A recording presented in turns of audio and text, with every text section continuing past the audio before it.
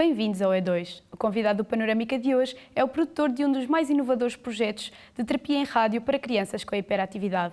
É também professor aqui, na Escola Superior de Comunicação Social. Connosco, Elvis Veiguinha. Olá, Elvis, seja bem-vindo. Em que consiste, então, este projeto que já foi vencedor de vários prémios? Este projeto consiste de uma série de histórias, nomeadamente 10 histórias, mini-histórias, que servem para desenvolver uma terapia, sobretudo para as pessoas hiperativas, não só as crianças, mas para as pessoas portadoras de hiperatividade. Isto é um projeto que foi desenvolvido para a Associação Portuguesa de Crianças Hiperativas e foi desenvolvido através da agência Nylon, de quem nós somos parceiros, obviamente, e a história começa precisamente pelo facto do diretor criativo, João Gomes Almeida, me ter convidado para desenvolvermos este projeto especificamente. Este projeto, como tem um enfoque no som, e a grande característica e diferenciação deste projeto é, de facto, o trabalho de som que tem, porque tem uma componente muito específica de um tipo de terapia que é desenvolvida pelas taças tibetanas. E o que são as taças tibetanas? São umas taças de diferentes tamanhos, que são fundamentalmente feitas entre 7 a 12 ligas de metal diferentes e que têm uma característica sonora muito específica, cada uma das taças. E elas funcionam como forma de terapia. Porquê? Porque, como todos sabemos, 70% do nosso corpo é constituído por líquidos, certo?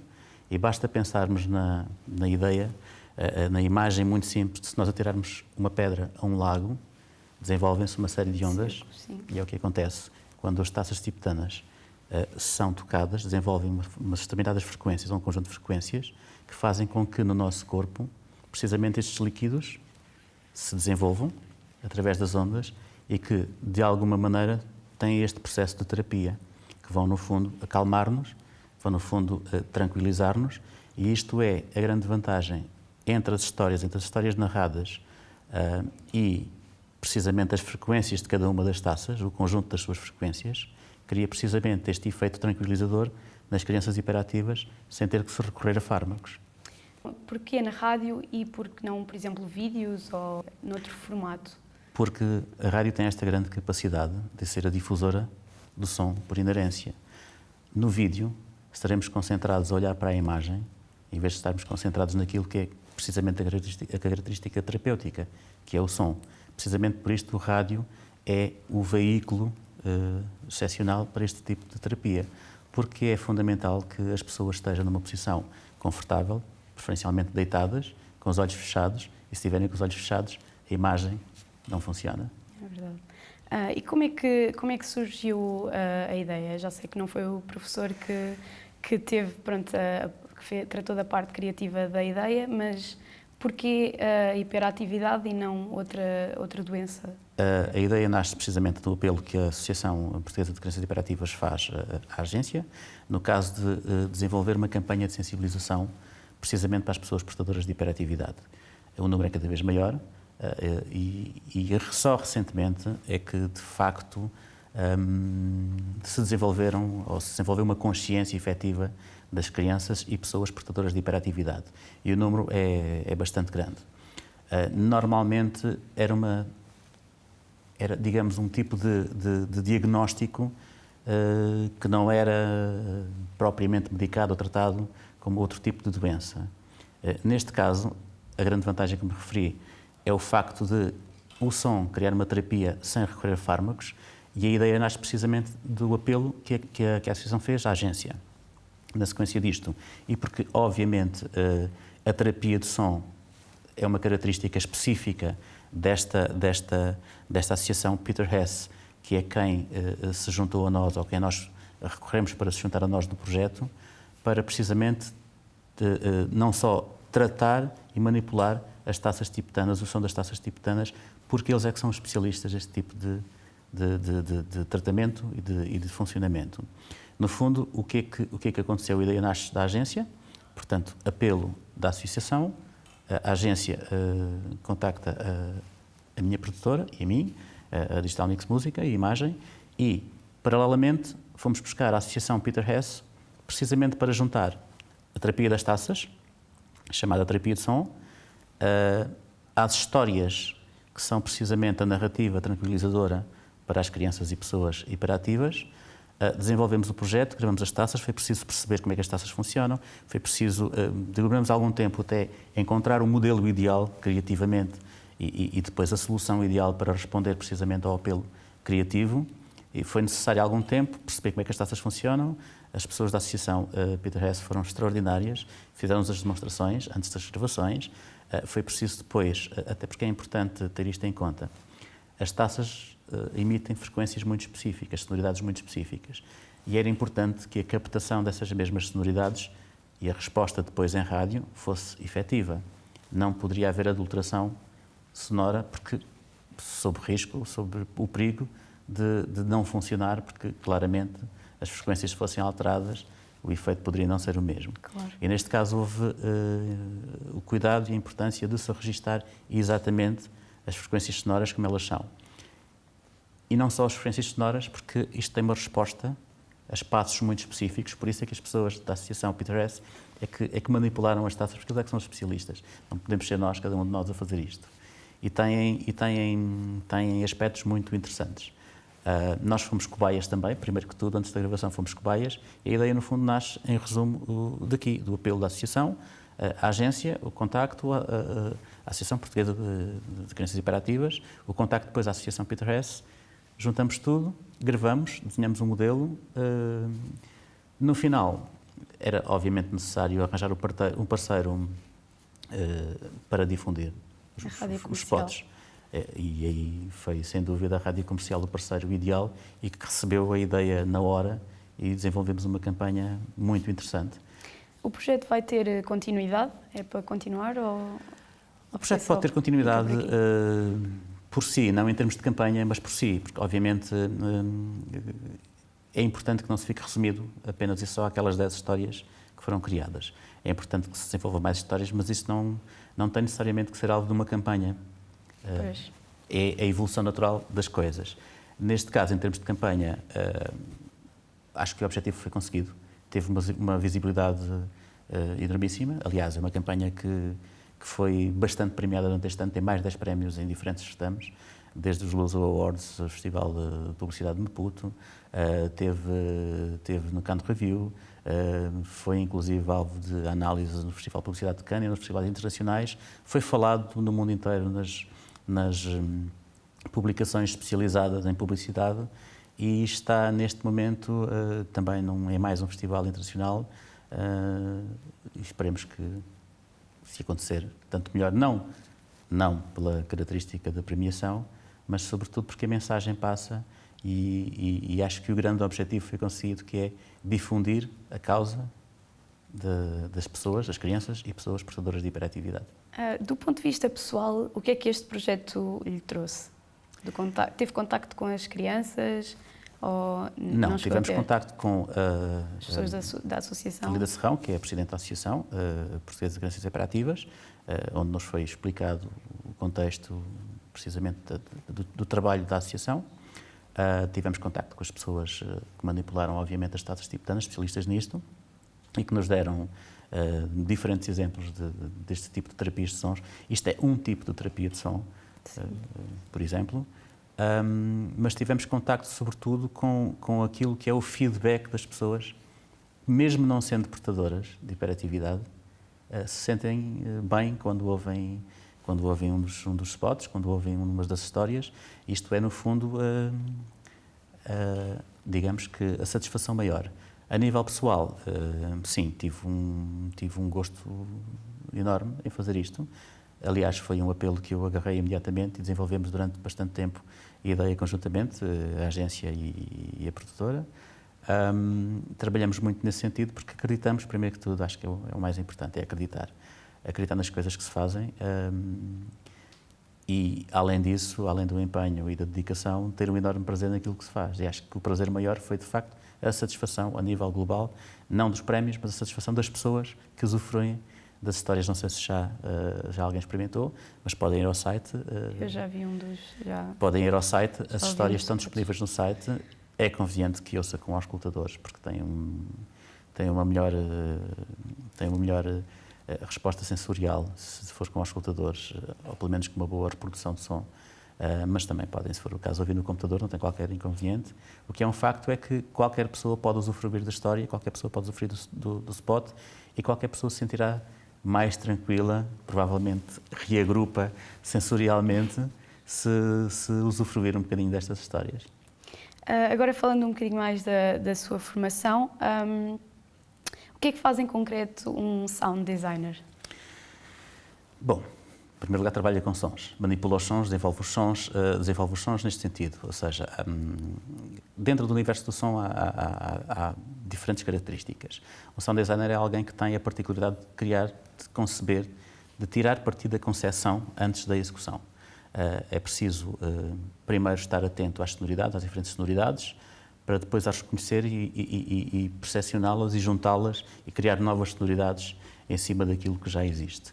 Muitas das vezes o que se faz é, partindo de captação ou de sons que já existam, manipulá-los, trabalhá-los, tratá-los, juntá-los, misturá-los e recriar não só esses ambientes sonoros, como criar novos ambientes sonoros partindo não só dos que já existam, como de outros que possam ser trabalhados, manipulados.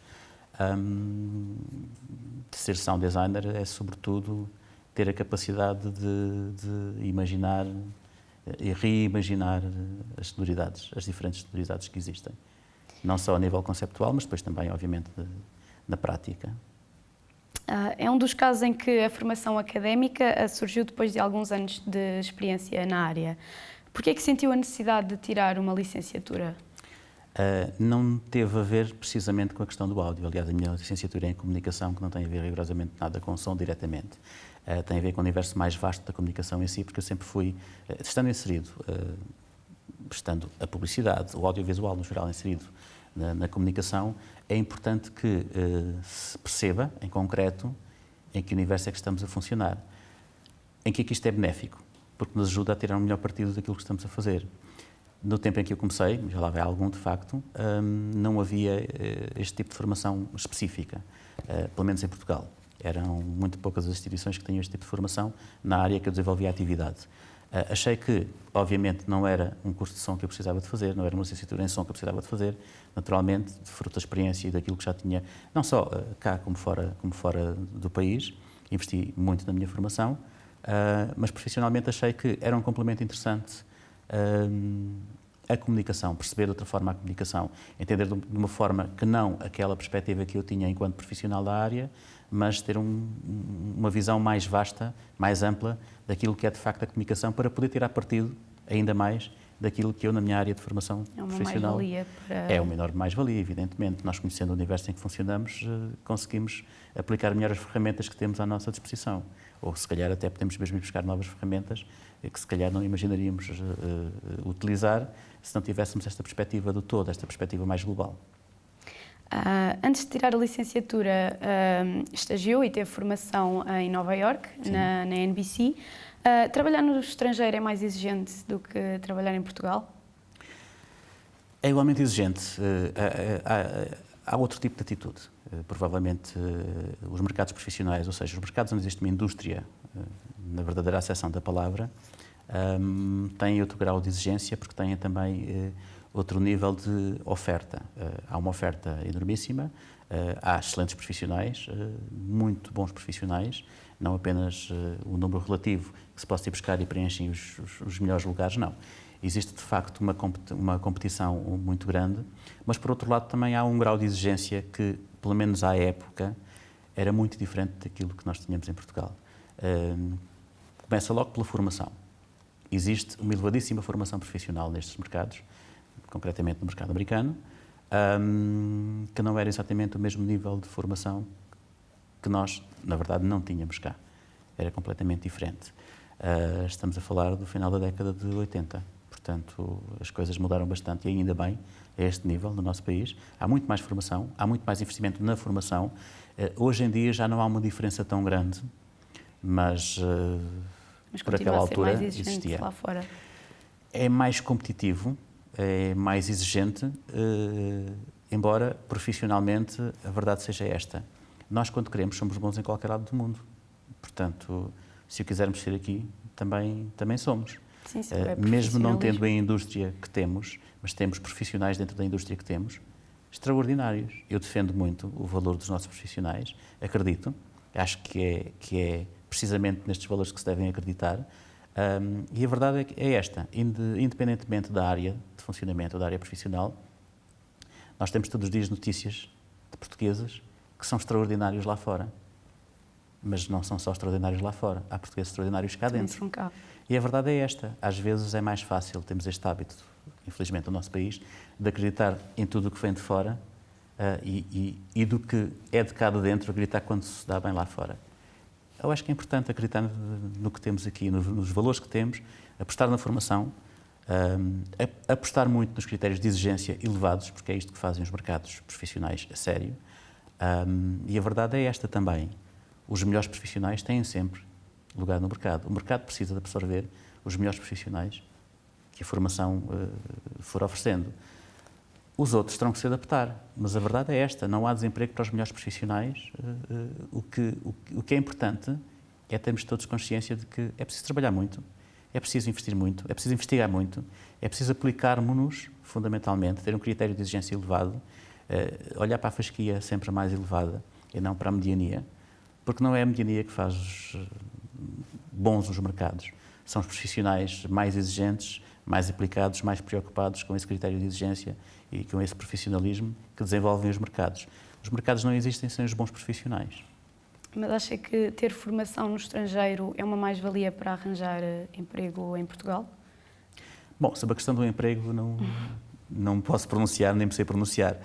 Isso será provavelmente para o Instituto de Formação e Emprego Profissional, não sei, não faço ideia.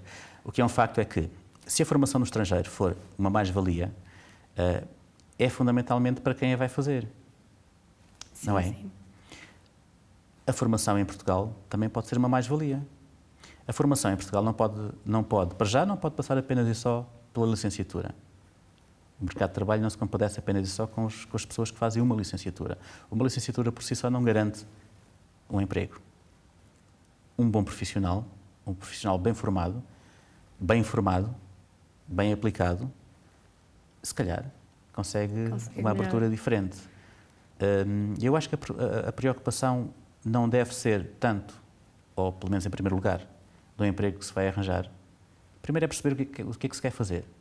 E dentro daquilo que se quer fazer, que condições é que eu tenho para fazer bem isto que quero fazer? O que é que eu preciso para fazer melhor ainda isto que eu faço? Eu acho que isto é mais importante do que propriamente que emprego é que eu vou arranjar assim que acabar uma licenciatura, ou um mestrado, ou o que quer que seja em termos de formação académica.